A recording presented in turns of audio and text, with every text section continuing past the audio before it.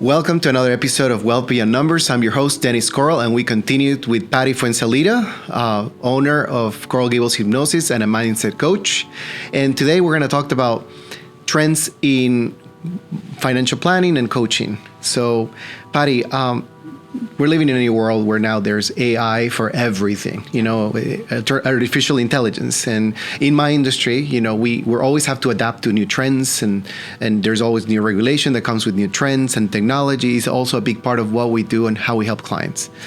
So I want to learn more about what you see in trends in your industry, and what are things that you're seeing more happening now that I know AI is a big topic and everywhere you hear it in every industry, from real estate, financial services, healthcare. I'm sure that in your field of coaching, you also come across new trends, and possibly now you're hearing about AI. And can you tell me more about what you're seeing? Yeah, we're trying to stay really ahead of what's going on with AI. And it's funny because it's being used on the client side. And then obviously, I use AI for almost every aspect of my business at this point.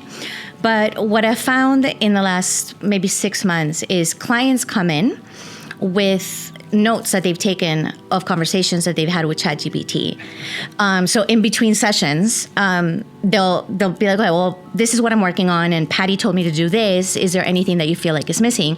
And ChatGPT is giving them feedback on what else we could be doing, which is really interesting. And I love it because I think that the more engaged that the client is in where we're going, the better, because I have a limited time. I'm seeing somebody for an hour and a half. I'm not going to pull all of the information that's necessary. So that's been really, really fun. On the other side, that I teach a lot, right? So a lot of what I've been focused on for the last year and a half has been fine-tuning some of the curriculum of what I teach. And ChatGPT has been so wonderful because it's so much easier to really stay ahead of what research is being done right now in mental health. So there's a few companies that are building mental health bots. There's some that have launched and they have some kinks here and there that are not working perfectly. But I think it's really important. Most people, especially young people today, are more comfortable texting than they are having a conversation. And it good, bad, indifferent, whatever. We need a resource in that place. We need a resource that's virtual, something that they can have access to 24/7. And some of the bots that are being built are really, really good. They have challenges, obviously, because you don't have the emotional context in it, but they're learning really quickly. So there's a few things that I'm building on my side that hopefully I'll launch by the end of the year that's going to support some of that market as well.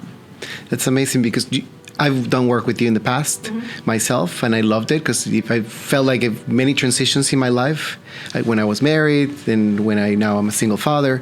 You've coached me and you helped me so much in so many ways, so thank you for that. I also want to thank you for inspiring me to launch my business because you're one of the business owners that I look up to. Oh, thank you. So I use technology in my practice. I also use it in my personal life, but the point of why I'm telling you this is because technology is here to stay. Yeah.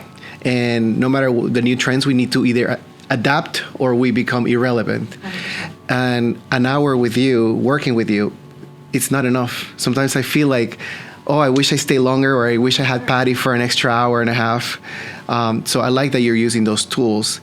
And how are you using it with clients when it comes to with their money mindset beliefs or things that you're working with them? How are you using it? You know that I'm not a financial guru. I feel like I'm pretty well versed, but I've used it a lot for education, super basic education. One of the things that I find still today really surprising is that I've spent a good amount of time in my coaching literally teaching people how compound interest works, how their credit cards, how to pay off bills. And I'm not talking about an 18-year-old. I'm talking about a 42-year-old person who's launching a business and they're like, I should probably get rid of my debt first. And all of these conversations that I'm okay, I feel like we need to know this, right? And I've used AI in that manner a lot because I don't want to spend this very valuable time that we have together on teaching you what compound interest is.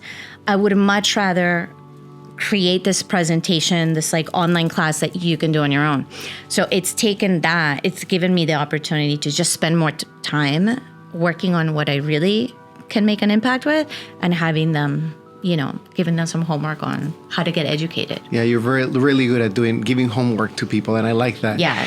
And what do you find that are some of the roadblocks that you find? I mean, because technology is as useful as it is, there's also roadblocks and some challenges. So what do you find some of them? For sure.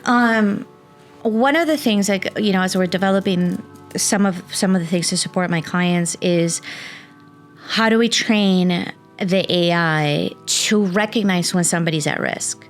Because obviously I'm a coach, I'm not a mental health therapist, but sometimes there's a little bit of a crossover, right? And I work with a lot of therapists where, we'll work together with a client, but sometimes the clients will talk about something that they're executing and the feelings come in and maybe it reminds them of a trauma. So that piece in AI is a little scary. Because if you're showing signs through your texting of possible suicide ideation, things like that, things where you're really at risk, we need to be really careful on what the AI is going to respond or not respond, what direction they're going to give them. And I think that there's a few bots out there that are doing mental health. Some of them, that's the piece that scares me, I think that we're eventually going to get to the place where it's almost seamless, and I hope that we do, because for sure we need that. But that's like the piece that is still a little wonky, a little scary. Yeah, I remember I heard that we have 60,000 thoughts every day. Every day, yeah. And controlling those thoughts, it's impossible, but it's hard. But do you find that it's possible to control some of the thoughts that come into your mind, and using technology or using tools to shift how you think or shift how you're approaching life? I think there's tools that you can use to train yourself. We don't control our thoughts, we control our focus, right? So if we're focusing on thoughts that are positive, we're going to feel better, probably have better results, right? If we're focusing on the negative thoughts, then the opposite is going to happen. So most people, if you ask them, do you meditate? Oh, I tried so hard. My mind doesn't stop. Well, that's the point, right? The whole point of meditating is to train your brain how to come in. And there's definitely tools. There's, biometric tools that you can use and brainwave scanners that you can use that are pretty affordable, that you can have at home, that will help the brain, train you how to focus on the things that you really want to focus on. So absolutely. I mean, the more tools that you can use, the better. Okay. Yeah. So you're not opposed to people using tools or things that are on the outside? No way. Okay, cool. No way. It's here. It's part of our lives. Why is this important? I know why it's important to work on your mind. In addition to working with your mind, you have to work with your money and your plans, but it starts here. It does. It starts here. What's the core of what you do, really? Is it helping people transition to helping them believe they can, or helping them have the tools so that they can live the lives that they can live the fullest life they can? Or what's the end goal of working with your mind? What do you find that's the objective? Well, it's always going to be dependent on what result you're trying to create, right? We don't change our mind because we wake up one day and we're like, you know what, I could think better. We do, but we do it typically because we're looking at some result that we're trying to create, right? So it's like the difference between if you go see a therapist, you're going to go because you need to talk things through. A coach is not going to talk things through with you. The first conversation is going to be like, what do we want? Like, what are we trying to get to, right? Because if you tell me I want to, have a better money mindset, great. Why? What are we going to do with this new money mindset? Oh, I want to be able to make X amount of money, and I want to be able to attract the right kind of partner or have X, Y, Z. So that's a result that you can point to and say, I want to go there. So for everybody's different. Some people need structure where they need to learn what's step one, what's step two. Some people need to remove obstacles. Sometimes the obstacles are things that they made up in their mind, sometimes they're real obstacles, right? So maybe the obstacle is education. They're missing a piece to get them to their goal. So it depends on where are we going. And once we identify where we're going, the next question is, why do you not have that already? Because that's where the work is. Like if you want that, cool, go get it. Oh, I can't. Why?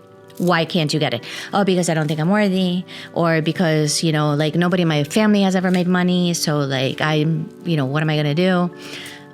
We need to figure that out by first declaring, like, what do you want? And why can't you do it by yourself? Like, why do you need me to help you? I love that. So it starts with a what and then why.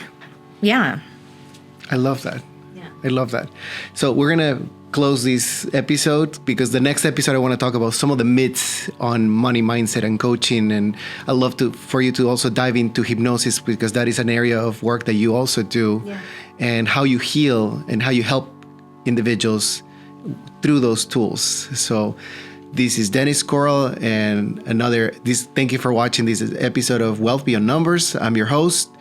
And as we like to say at Coral Wealth Management, financial confidence and retirement planning starts here.